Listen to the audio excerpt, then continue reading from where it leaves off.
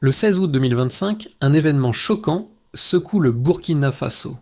57 camions chargés d'armement sont interceptés à la frontière. Ce geste va au-delà d'une simple saisie. Il représente un défi direct à la souveraineté du pays.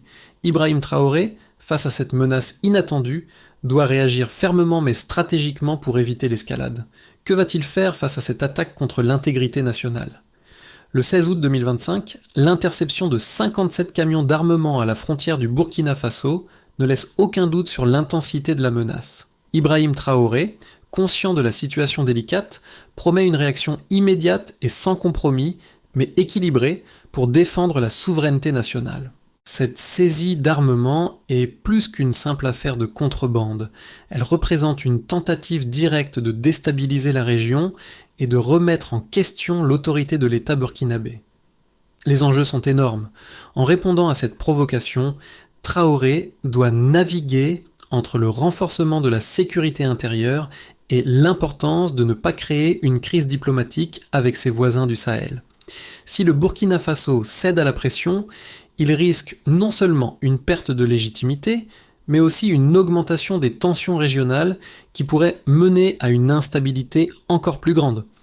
Chaque décision qu'il prendra aura des répercussions à long terme. Le futur du Burkina Faso est désormais suspendu à cette réponse stratégique. À l'aube du 16 août 2025, le Burkina Faso est frappé par un événement majeur. 57 camions d'armement chargés de matériel militaire sophistiqué sont interceptés à la frontière. L'incident, survenu à 4h du matin, marque le début d'une crise de grande ampleur. Ces camions, transportant des fusils d'assaut, des grenades et des munitions, n'étaient pas destinés à un groupe armé local, mais à une organisation bien plus vaste.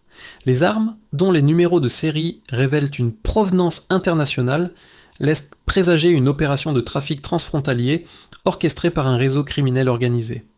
En analysant les camions, les autorités burkinabées découvrent rapidement qu'ils sont au centre d'une tentative de déstabilisation régionale. La saisie de ces armes à la frontière expose une faille dans le contrôle des frontières du Burkina Faso, mais aussi dans la surveillance de l'ensemble du Sahel. Ces camions ont traversé plusieurs pays avant d'arriver au Burkina Faso, montrant l'ampleur du réseau et la sophistication de l'opération. L'État burkinabé se retrouve confronté à une situation où il doit non seulement protéger ses frontières, mais aussi naviguer dans un contexte géopolitique tendu où chaque mouvement peut déclencher des tensions diplomatiques. Ibrahim Traoré, président du pays, prend la situation très au sérieux. Ce n'est pas simplement un coup de chance ou une action isolée, mais un test direct à la capacité du pays à maintenir sa souveraineté. Le pays, souvent considéré comme un terrain de passage dans le Sahel, se retrouve désormais sous les feux de la rampe internationale. L'enquête sur cette saisie révèle rapidement que le réseau derrière ce trafic est d'une ampleur inattendue. Les camions, protégés par des réseaux de relais sécurisés et transigeants à travers des frontières mal surveillées, font partie d'un trafic bien plus large qui touche plusieurs acteurs internationaux. Alors que l'enquête se poursuit, la pression monte sur le gouvernement burkinabé pour qu'il prenne des mesures rapides et efficaces sans provoquer de crise diplomatique régionale. Au cœur de cette crise se trouve Ibrahim Traoré, le président du Burkina Faso, un leader face à un test décisif. Dès l'interception des 57 camions d'armement, Traoré comprend que cet incident dépasse largement les frontières de la simple saisie d'armes. Il s'agit d'une tentative de déstabilisation ciblée. Mais qui est à l'origine de cette opération ? Le pays se retrouve au centre d'un réseau transfrontalier qui pourrait bien avoir des ramifications beaucoup plus profondes que prévues. Les premières enquêtes révèlent des connexions avec des groupes armés opérant à travers le Sahel et au-delà, mettant en lumière la fragilité de la région. Le capitaine Moussa, figure clé de l'interception, incarne l'action décisive du Burkina Faso face à la menace. C'est lui qui, à 4h du matin, ordonne l'arrêt du convoi, ignorant à ce moment l'ampleur du trafic qu'il vient de stopper.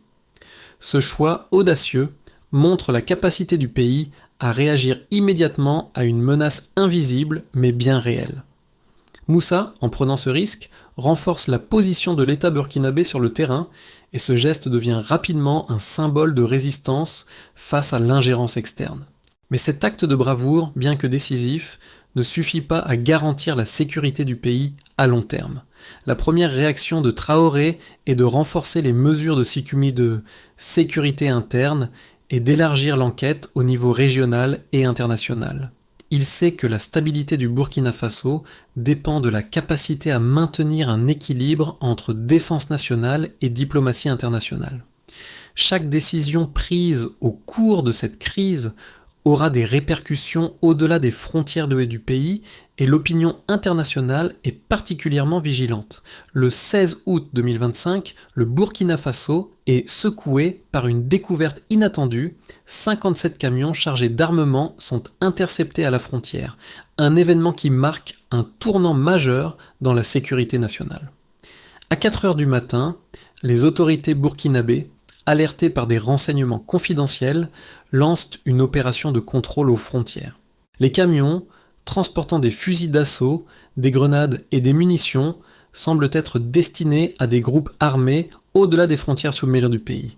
Cependant, les autorités découvrent rapidement qu'il s'agit d'un réseau beaucoup plus vaste, capable de traverser plusieurs pays sans être détecté. Ces camions ne sont pas un simple acte de contrebande locale, mais une tentative bien orchestrée de déstabilisation régionale. En analysant les premiers indices, les autorités identifient des numéros de série d'armes provenant de différentes régions du monde, ce qui suggère un réseau de contrebande international complexe. Le Burkina Faso, qui jusqu'alors n'était qu'un simple point de transit dans la région, se retrouve au centre d'une opération transnationale qui révèle des failles dans la sécurité régionale. Cette saisie d'armement, bien que spectaculaire, n'est que la pointe de l'iceberg. Elle met en lumière un réseau criminel organisé qui a profité des failles dans les contrôles frontaliers pour infiltrer plusieurs pays du Sahel.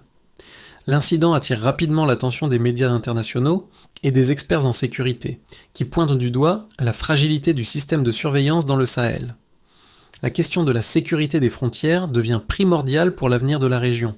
Pour le Burkina Faso, la situation est d'autant plus délicate que les forces armées nationales ne sont pas suffisamment équipées pour faire face à une menace aussi sophistiquée.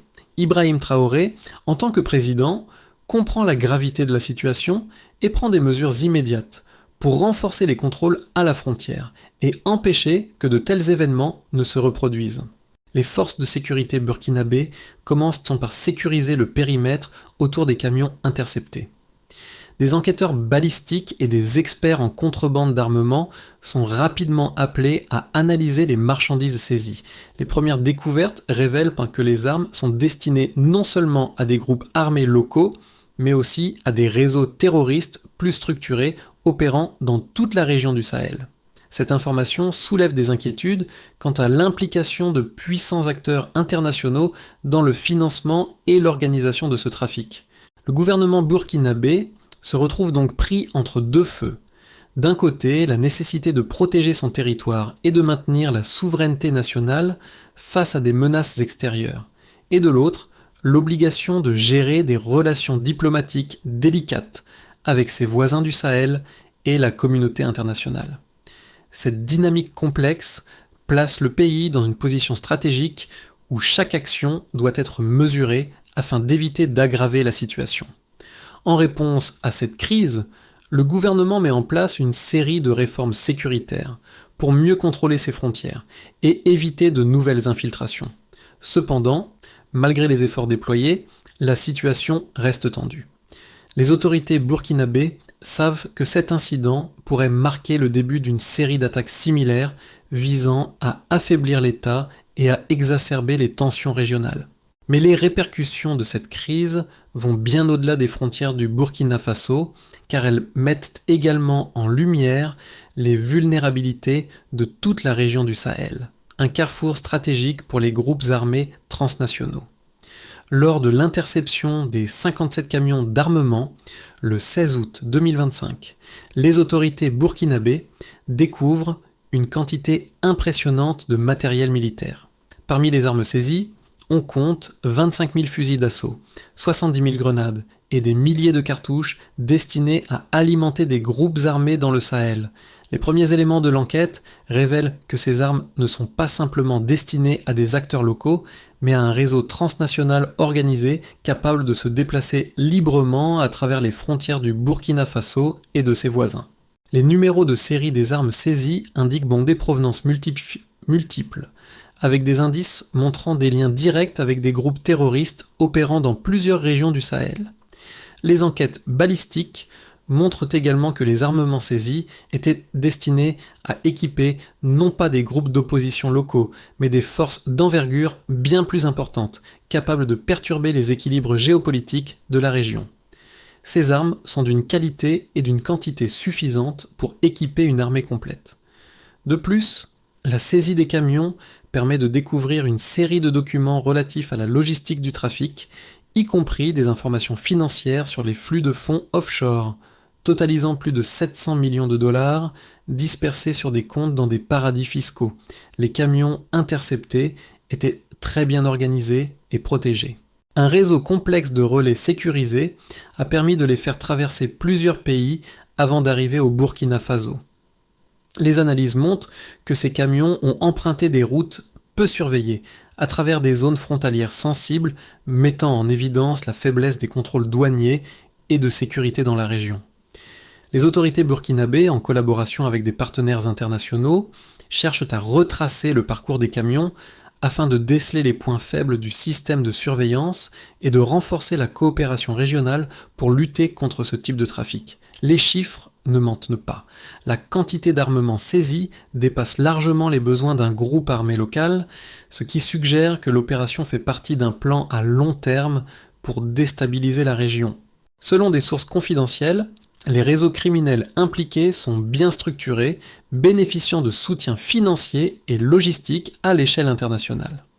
Ces réseaux de trafic d'armement ont réussi à infiltrer les systèmes de sécurité de plusieurs pays voisins, suggérant que la menace ne se limite pas uniquement au Burkina Faso, mais qu'elle touche toute la région du Sahel.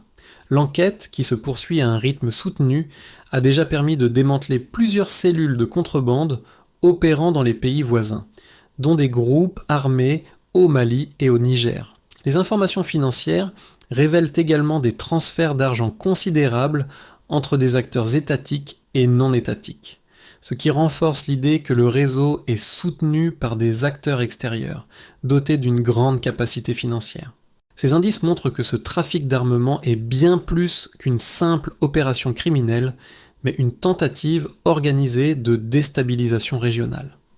L'interception des 57 camions d'armement met en lumière deux perspectives opposées sur la situation. D'un côté, certains analystes considèrent cet événement comme la preuve d'une tentative délibérée de déstabilisation régionale.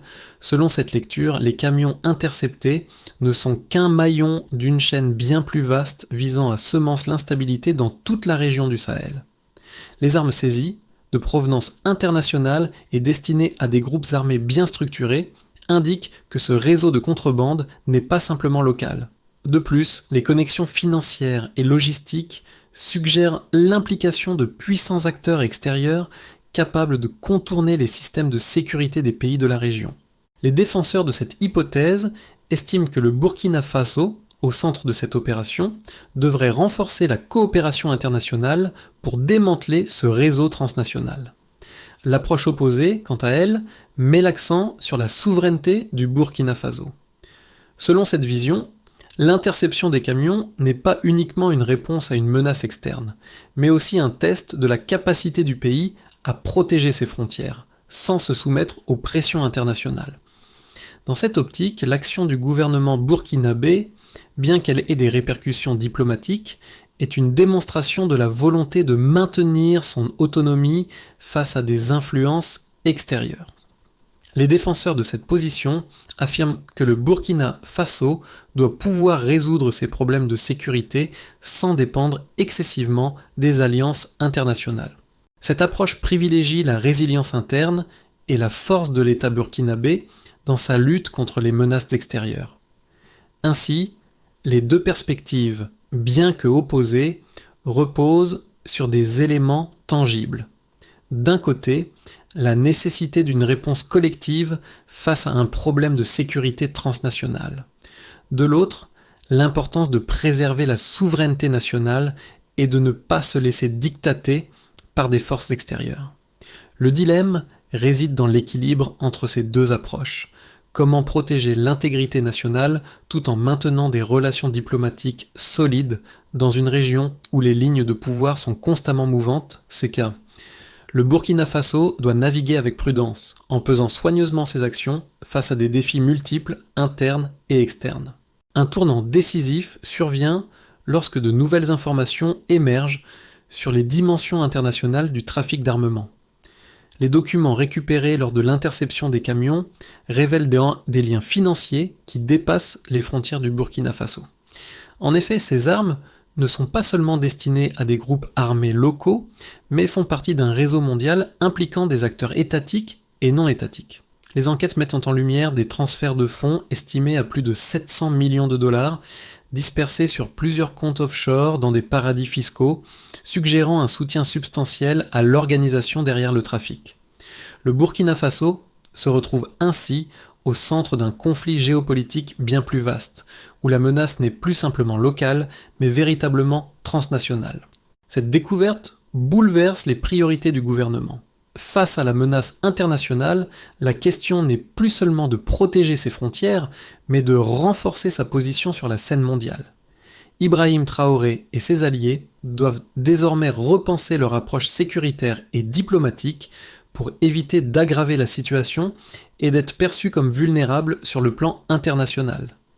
L'interception des 57 camions d'armement a des répercussions immédiates, non seulement pour le Burkina Faso, mais aussi pour la stabilité de la région du Sahel. Les armes saisies sont d'une quantité suffisante pour équiper une force militaire entière. Et les enquêtes révèlent qu'elles étaient destinées à des groupes terroristes transnationaux opérant au Mali, au Niger et au-delà.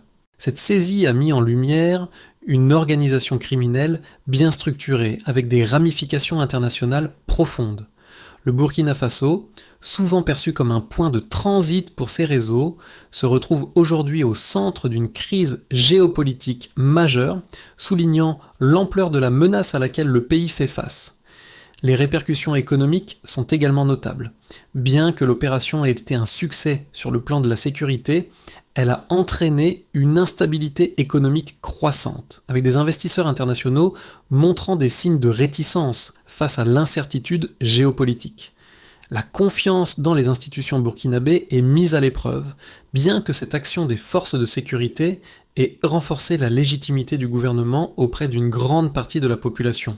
Le sentiment de sécurité reste fragile, et l'incident soulève des questions sur la capacité du Burkina Faso à protéger ses frontières à long terme. Sur le plan diplomatique, l'incident a fait l'objet d'une couverture internationale.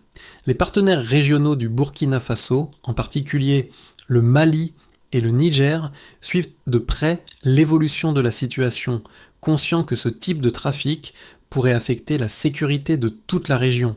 Les négociations diplomatiques se multiplient pour renforcer la coopération régionale en matière de lutte contre le terrorisme et les réseaux criminels transnationaux. Cependant, cette coopération n'est pas sans défi. Le Burkina Faso doit jongler avec la nécessité de maintenir son autonomie nationale tout en renforçant ses liens avec ses voisins pour lutter efficacement contre les menaces communes. L'impact politique à l'intérieur du pays est également crucial. Ibrahim Traoré, en prenant des mesures fermes, a gagné du terrain au sein de l'opinion publique, consolidant sa position en tant que leader capable de défendre l'intégrité du pays. Cependant, le défi reste de maintenir cet élan et de garantir que les réformes nécessaires dans la gestion des frontières et des ressources de sécurité soient mises en place de manière durable. Le pays doit également faire face à la montée de tensions internes, notamment en raison de la pression croissante sur les forces de l'ordre et de la population. Les répercussions sociales ne sont pas en reste.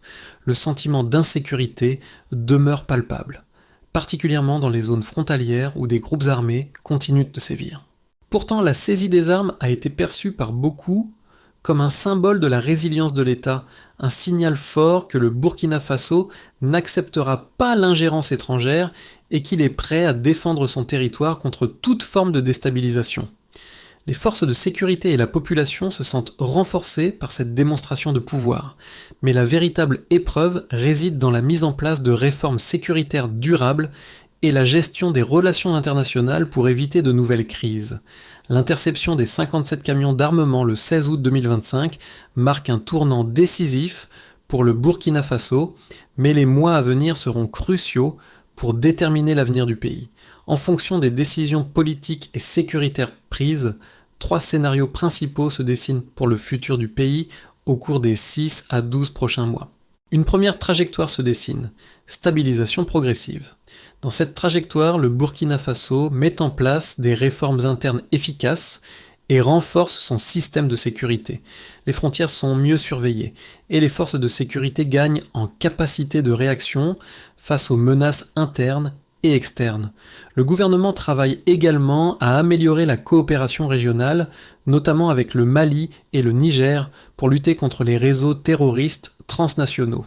Cette approche permet de maintenir un équilibre fragile avec une sécurité accrue et un climat d'instabilité modéré. Cependant, cette stabilité sera fragile et l'incertitude géopolitique pourrait freiner la croissance économique. Les investissements étrangers pourraient rester limités à cause des tensions régionales persistantes. Dans ce scénario, le Burkina Faso parvient à éviter une escalade majeure. Mais la situation économique reste en suspens. Une deuxième trajectoire se dessine, coopération régionale renforcée. Dans ce scénario optimiste, le Burkina Faso parvient à renforcer les relations diplomatiques avec ses voisins du Sahel et les partenaires internationaux.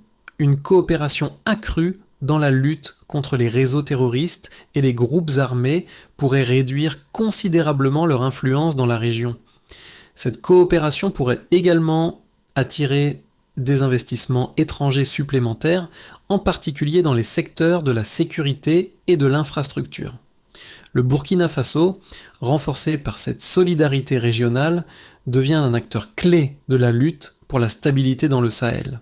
La situation économique pourrait s'améliorer, la croissance reprenant lentement. Toutefois, des tensions internes restent possibles, car la pression sur les forces de sécurité et l'administration pourrait augmenter au fur et à mesure de l'extension des réformes. Une troisième trajectoire se dessine, intensification des conflits et tensions régionales. Le scénario le plus défavorable prévoit une escalade des tensions diplomatiques et une intensification des conflits dans le Sahel.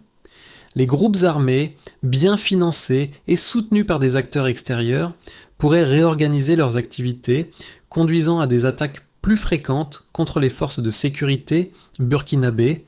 La répression interne pourrait augmenter, créant des tensions sociales et politiques qui risquent de fragiliser le gouvernement. En réponse à cette instabilité croissante, les investissements étrangers pourraient penser se retirer, aggravant la situation économique du pays. La communauté internationale pourrait exercer des pressions supplémentaires sur le Burkina Faso, le forçant à choisir entre une coopération accrue ou un renforcement de sa souveraineté. Ce scénario entraînerait probablement une augmentation des conflits dans toute la région, exacerbant les défis socio-économiques du pays. L'interception des 57 camions d'armement à la frontière du Burkina Faso ne touche pas seulement les sphères politiques et diplomatiques. Cet événement marque un tournant pour la population elle-même, car il reflète les défis quotidiens auxquels elle fait face dans un environnement de plus en plus instable. Alors que la sécurité demeure une priorité pour le gouvernement, le peuple burkinabé se retrouve pris entre la réalité de l'insécurité grandissante et l'espoir de retrouver une stabilité durable. Dans les zones urbaines, où la menace des groupes armés est plus palpable, cette saisie d'armement est perçue comme un symbole de la capacité de l'État à se défendre. La population se sent, dans une certaine mesure, rassurée par cette démonstration de pouvoir. Pour les citoyens, voir l'État prendre des mesures contre des menaces extérieures est une source de fierté collective, mais aussi une lueur d'espoir face à des années d'incertitude. Cependant, cette fierté est fragile. Si les réformes nécessaires ne suivent pas, la situation pourrait rapidement dégénérer. La confiance dans l'État burkinabé dépendra largement de sa capacité à maintenir cet élan de sécurité tout en résolvant les défis internes, notamment la réduction de la corruption et l'amélioration des services de base. Dans les zones rurales, où les groupes armés continuent de menacer la stabilité, le sentiment de sécurité est plus ténu. Les habitants de ces régions espèrent que cette action, bien qu'importante, ne soit pas simplement une réaction ponctuelle, mais qu'elle annonce le début d'une série de réformes durables. La population souhaite voir un renforcement concret de la présence de l'État, avec des forces de sécurité mieux formées et mieux équipées pour assurer une protection constante. Dans ce contexte, les répercussions sociales de cet événement sont profondes.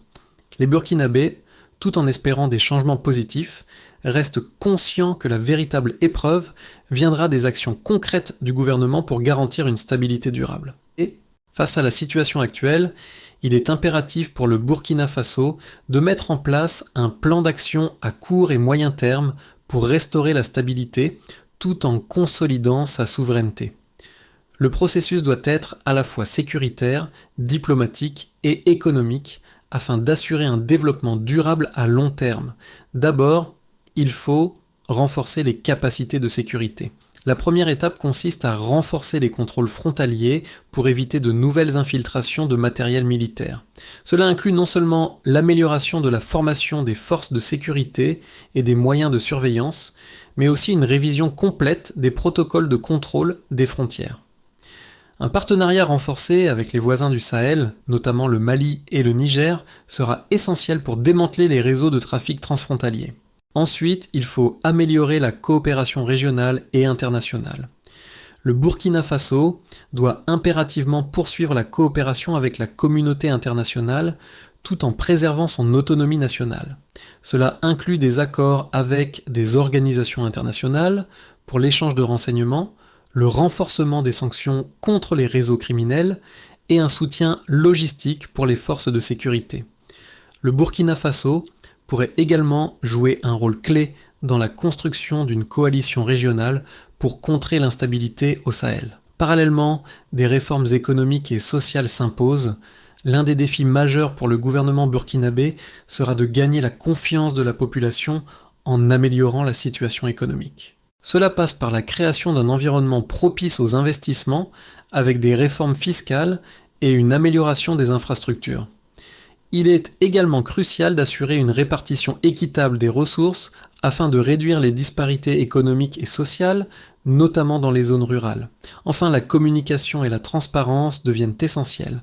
Enfin, une communication claire et transparente avec la population est essentielle pour maintenir un soutien populaire et éviter toute montée de l'insatisfaction sociale. Le gouvernement doit faire preuve de transparence quant aux mesures prises et aux progrès réalisés. L'interception des 57 camions d'armement à la frontière du Burkina Faso représente bien plus qu'un simple acte de saisie. Elle devient un symbole de la résilience nationale et de la détermination du pays face à l'instabilité régionale. Ce moment, gravé dans les mémoires collectives, incarne la volonté de l'État de défendre son intégrité et de restaurer la confiance de la population. À travers cette action, le Burkina Faso envoie un message fort. Il ne se soumettra pas aux pressions extérieures et défendra ses frontières coûte que coûte. Pour Ibrahim Traoré et son gouvernement, ce geste marque un tournant décisif dans leur gestion de la crise. C'est un appel à l'unité nationale, à la mobilisation de tous pour un avenir plus sûr et plus stable. Mais la route est encore longue. Si la victoire symbolique de ce jour est importante, elle ne peut être qu'un premier pas vers des réformes plus profondes. Le défi reste de maintenir cet élan de sécurité et de faire en sorte que cette victoire ne soit pas éphémère. Le futur du Burkina Faso dépend désormais de la capacité de ses dirigeants à traduire cette victoire initiale en réformes concrètes qui renforceront la souveraineté nationale et la stabilité régionale. L'interception des 57 camions d'armement a clairement montré que le Burkina Faso n'est plus un simple spectateur dans la région du Sahel, mais un acteur clé dans la lutte contre l'instabilité. Cette action a renforcé l'image du pays comme un modèle de résilience et de défense de sa souveraineté. Cependant, le chemin vers un avenir stable nécessite l'engagement de chacun. Il est temps pour la population burkinabé de se rassembler autour d'un objectif commun, celui de construire un futur plus sûr où l'État et la société civile travaillent main dans la main pour préserver la paix et la sécurité.